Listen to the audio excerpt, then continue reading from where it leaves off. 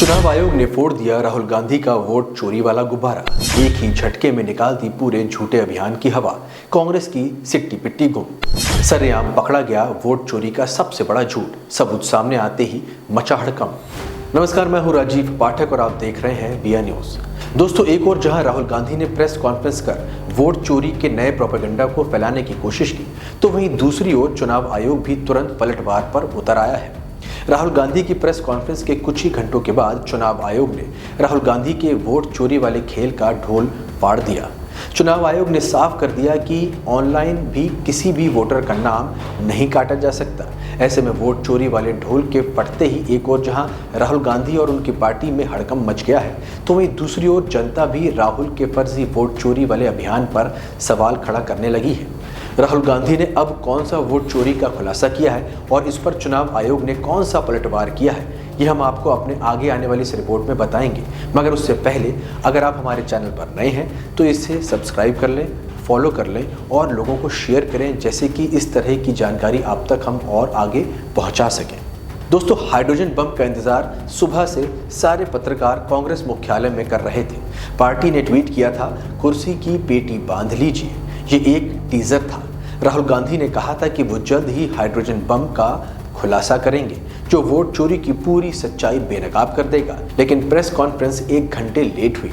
अफवाहें उड़ी कि पावर पॉइंट प्रेजेंटेशन में बदलाव हो रहे थे। अंत में दोपहर 11 बजे के करीब प्रेस कॉन्फ्रेंस शुरू होती है। राहुल गांधी मंच पर आए। उनके साथ कांग्रेस के कुछ नेता भी थे। उन्होंने सीधे मुख्य चुनाव आयुक्त ज्ञानेश कुमार पर निशाना साधा।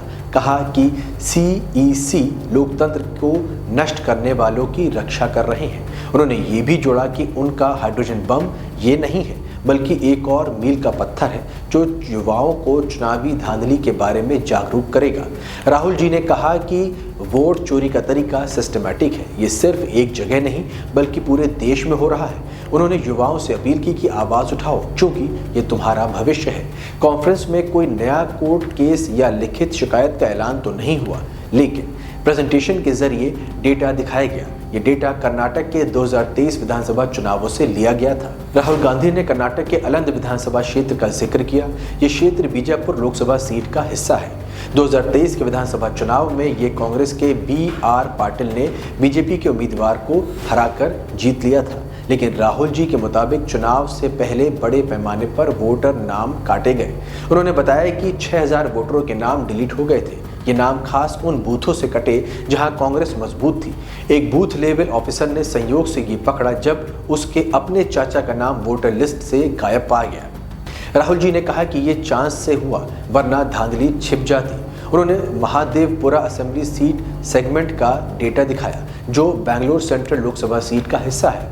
2024 लोकसभा चुनाव में यहां बीजेपी के PC मोहन जीते थे। राहुल जी के अनुसार 1 लाख से ज़्यादा वोट मैनिपुलेट हुए।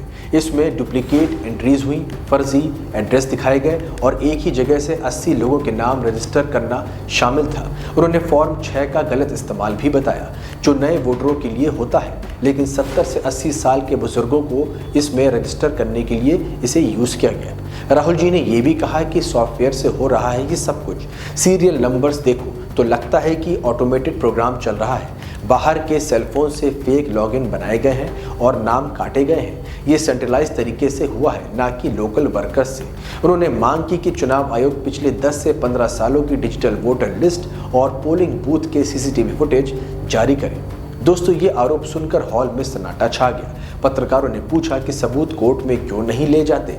राहुल जी ने जवाब दिया कि लोकतंत्र बचाना सबका काम है। हमने मुद्दा उठा दिया है, अब आगे आप देखिए। ये स्टेटमेंट सोशल मीडिया पर वायरल हो गया। वहीं दूसरी ओर चुनाव आयोग का तुरंत जवाब भी सामने आया।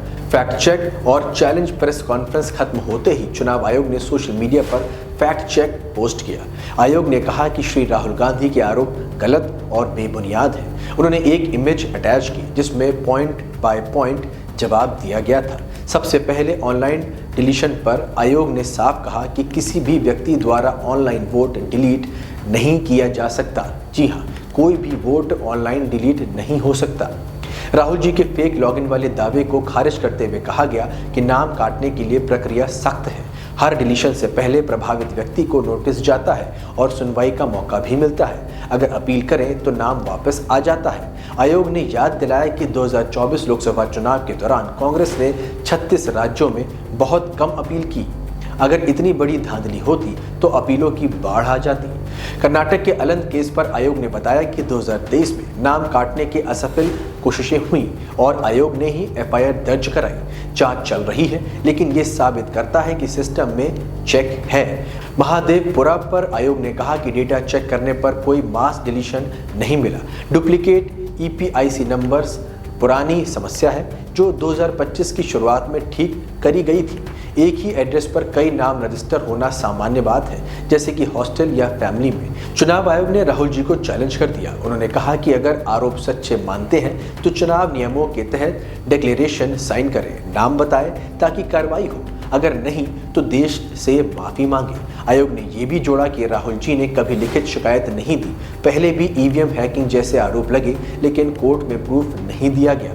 अब वोटर लिस्ट पर फोकस शिफ्ट हो गया है। ऐसे में बड़ा सवाल ये खड़ा हो रहा है कि आखिर वोटर लिस्ट कैसे बनती है। ये सब सुनकर हर कोई कंफ्यूज हो सकता है। आपको बता दें कि कोई भी भारतीय 18 साल पूरा होने पर फॉर्म 6 भर सकता है। ये ऑनलाइन या ऑफलाइन होता है। फोटो, एड्रेस प्रूफ लगाकर आप इस फॉर्म को भर सकते हैं। बूथ लेवल ऑफिसर यानी कि बीएलओ चेक करता है। अगर सब ठीक नाम पाए जाते हैं तो नाम आपका वोटर लिस्ट में जुड़ जाता है। वहीं दूसरी ओर नाम काटना की जो प्रक्रिया है वो अलग होती है। इसके लिए फॉर्म 7 होता है, लेकिन कोई भी व्यक्ति या पार्टी ये नहीं कर सकती। बीएलओ या ईआरओ इलेक्टोरल रजिस्ट्रेशन ऑफिसर ही इसे शुरू कर सकता है।